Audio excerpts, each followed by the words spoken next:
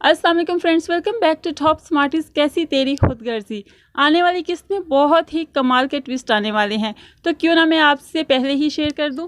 Sophia अपनी insult भूली नहीं है। वो अपनी बहन के साथ मिलकर महक के खिलाफ एक प्लान बनाती है। महक को कहेंगी कि तुम्हारे बाबा की तबीयत बहुत ज़्यादा ख़राब है, तुम जल्दी से जल्दी यहाँ से निकल जाओ, हम शमशेर को खुद बता देंगी। महक आओ देखती है न ताओ अपने बाप के पास पहुँच जाती है। बाप बेटी को देखकर बहुत खुश हो जाता है। उसको कहता है, बेटा मैं जानता हूँ तेरे लिए हालात बहुत मुश्किल हैं, लेकिन अब तो कुछ बेहतर हो रहे हैं ना। इस पर महक नम आँखों से मुस्कुराकर जवाब देती है, बाबा मैं खुश हूँ, मेरी फ़िक्र ना किया करें आप। महक अपने घर वालों के साथ बैठी चाय पी रही है। इसी टाइम शमशेर हवा के घोड़े पर सवार इसके पास आ जाता है।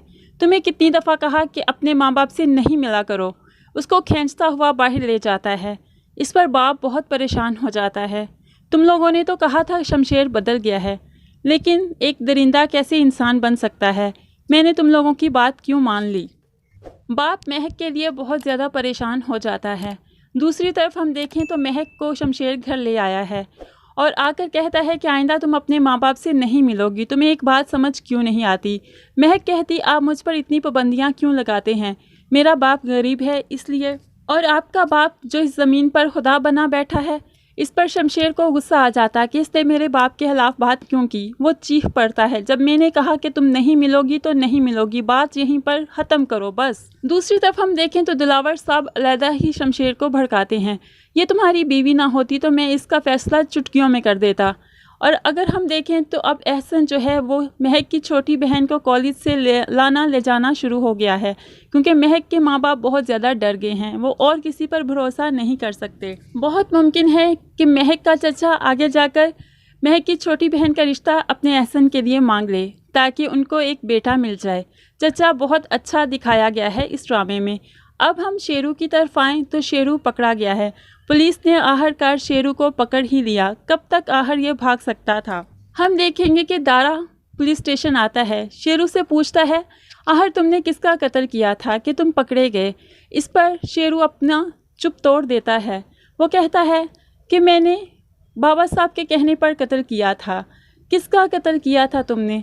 मैंने उस लड़की का कत्ल किया था जो अब शमशेर साहब की बीवी बनी बैठी है। दारा तो हवास बहता हो जाता है। वो जल्दी से पीछे मुड़ने लगता है। पीछे देखता है तो शमशेर पीछे ही खड़ा है, जो कि अपनी बीवी के साथ पुलिस स्टेशन आया है। वो तो असल में शेरू का अपना मोहसिन समझता है, क्योंकि मुल्तान में अगर शेरू उसको ना ले जाता तो वो कभी भी महक से ना मिल पाता और शादी ना कर पाता। इसलिए शमशेर अपनी बीवी को शेरू से मिलवाने लाता है और साथ ही ये इरादा करता है कि वो शेरू को छुड़वा देगा। लेकिन जब हकीकत उस पर आया हो जाती है तो वो बहुत गुस्से में आ जाता है और वहीं से पलट जाता है। दारा इसको देख लेता है, इसलिए इसके पीछे पीछे भागता है। शमशेर जैसे ही बाहर निकलता है तो महक भी पीछे खड़ी सारी बातें सुन लेती है। इसके बाप की सारी सच्चाई महक के सामने भी आया हो जाती है। इस टाइम शमशेर महक से नज़र मिलाने के काबिल भी नहीं, क्योंकि जिस तरह वो उसके माँ बाप को जलील करता था कि तुम्हारे माँ बाप ने जानबूझकर तुम्हारे मरने का ड्रामा किया, इसलिए वो उसके माँ बाप को उससे मिलने भी नहीं देता था। लेकिन आज शेरू के मुंह से अपने बाप की हकीकत सुनकर वो महक से बहुत शर्मिंदा है, क्योंकि उसके माँ बाप का या महक का कोई कसूर ही नहीं, सारा कसूर तो बाबा साहब का है। अब ये घर जाएगा और अच्छा खासा जंग करेगा वहाँ पर। ये बिल्कुल भी बर्दाश्त नहीं करेगा। अब शमशेर महक की फैमिली के और भी नज़दीक हो जाएगा और उसको आने जाने में कोई रोक टोक नहीं करेगा, जबकि वो अपनी फैमिली के अपने बाप के खिलाफ हो जाएगा।